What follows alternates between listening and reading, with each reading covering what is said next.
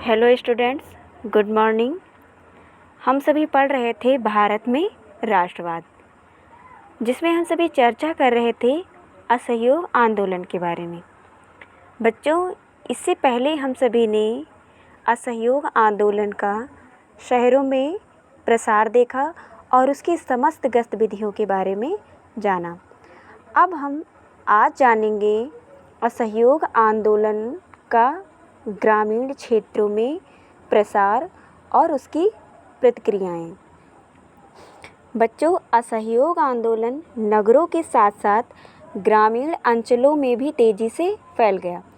जो असहयोग आंदोलन था वह अब शहरों के साथ साथ ग्रामीण अंचलों में भी तेज़ी से फैल गया।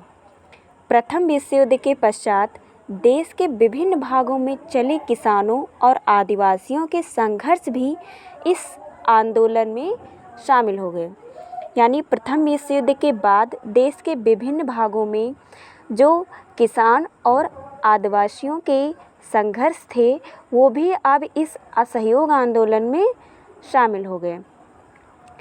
बच्चों, इसमें कुछ महत्वपूर्ण व्यक्तियों के नाम आते हैं, जैसे सन्यासी बाबा रामचंद्र।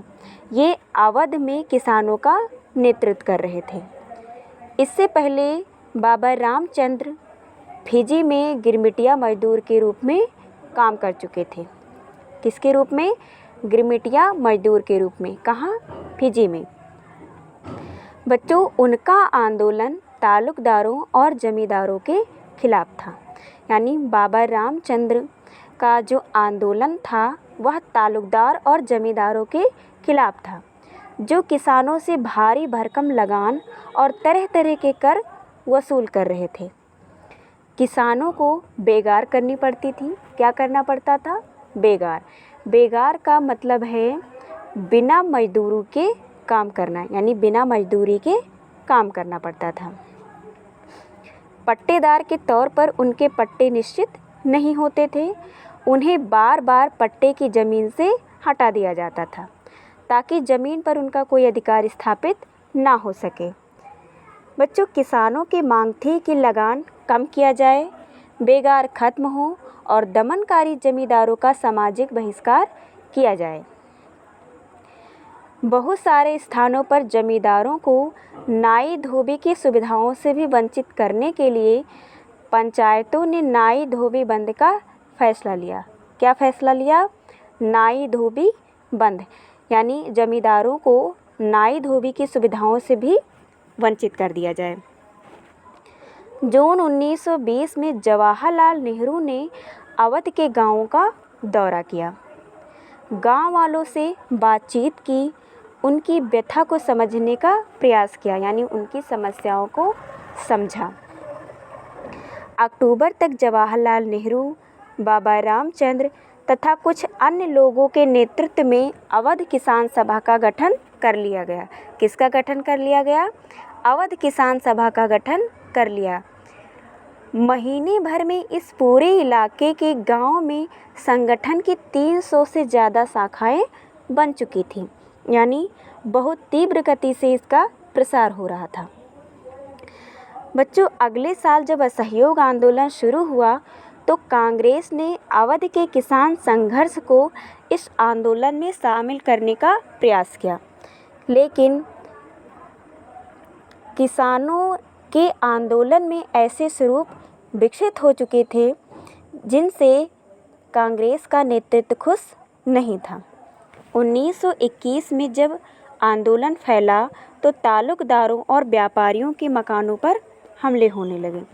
यानी जब 1921 में यह आंदोलन फैला तो जो तालुकदार थे और व्यापारी थे उनके मकानों पर हमले होने लगे, बाज़ारों में लूटपाट होने लगी और अनाज के गोदामों पर कब्जा कर लिया गया। बहुत सारे स्थानों पर स्थानीय नेता किसानों को समझा रहे थे कि गांधी जी ने ऐलान कर दिया है कि अब कोई लगान नहीं भरेगा और ज़मीन गरीबों में बांट दी जाएगी। महात्मा गांधी का नाम लेकर लोग अपनी सारी कार्रवाइयों और आकांक्षाओं को सही ठहरा रहे थे। बच्चों, देश के आदिवासी किसानों ने आंदोलन के संदर्भ में महात्मा गांधी के संदेश और स्वराज के विचार का अर्थ अपने हित में कुछ अलग ही निकाला।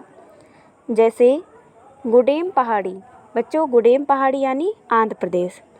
तो गुडेम पहाड़ियों में 1920 के दशक के आरंभ में एक उग्र गुरिल्ला आंदोलन फैला। कौन सा आंदोलन फैला? गुरिल्ला आंदोलन।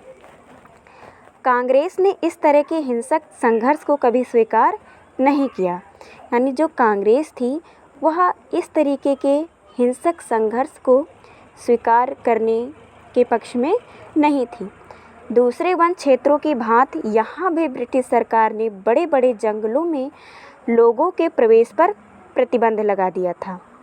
स्थानीय लोग इन जंगलों में ना तो मवेशियों को चरा सकते थे, यानी ना अपने जानवरों को चरा सकते थे, और ना ही जलावन के लिए लकड़ी और फल बीन सकते थे, यानी ना ही फल इकट्ठा कर सकते थे और ना ही जलाने के लिए लकड़ी बीन सकते थे। बच्चों, इससे पहाड़ों के लोग परेशान और गुस्सा थे। न केवल उनकी रोजी रोटी पर असर पड़ रहा था, बल्कि उन्हें लगता था कि उनके परंपरागत अधिकार भी छीने जा रहे हैं। जब सरकार ने उन्हें सड़कों के निर्माण के लिए बेगार करने पर मजबूर किया तो लोगों ने बगावत कर दी, यानी जब सरकार के द्वारा उन पर सड़क निर्माण के लिए बेगार करने पर मजबूर किया तो लोगों ने बगावत कर दी।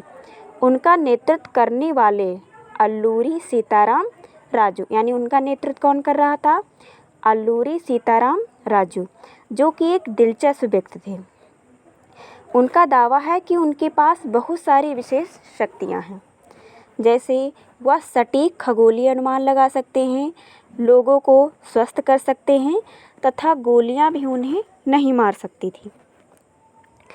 राजू के व्यक्तित्व से चमत्कृत विद्रोहियों को विश्वास था कि वह ईश्वर का अवतार है। राजू महात्मा गांधी की महानता के गुण गाते थे। उनका कहना था कि वह असहयोग आंदोलन से प्रेरित है। उन्होंने लोगों को खादी पहनने तथा शराब छोड़ने के लिए प्रेरित किया। साथ ही उन्होंने यह दावा भी किया कि भारत अहिंसा के बल पर नहीं, केवल बल प्रयोग के जरिए ही आज़ाद हो सकता है। गुडेम विद्रोहियों ने पुलिस थानों पर हमले किए, ब्रिटिश अधिकारियों को मारने की कोशिश की और स्वराज प्राप्ति के लिए गुरिल्ला युद्ध चलाते रहे। बच्चों, इसी के चलते 1924 ईस्वी में राजू को फांसी दे दी गई और राजू जो था वह अपने लोगों के बीच लोकनायक बन चुके थे।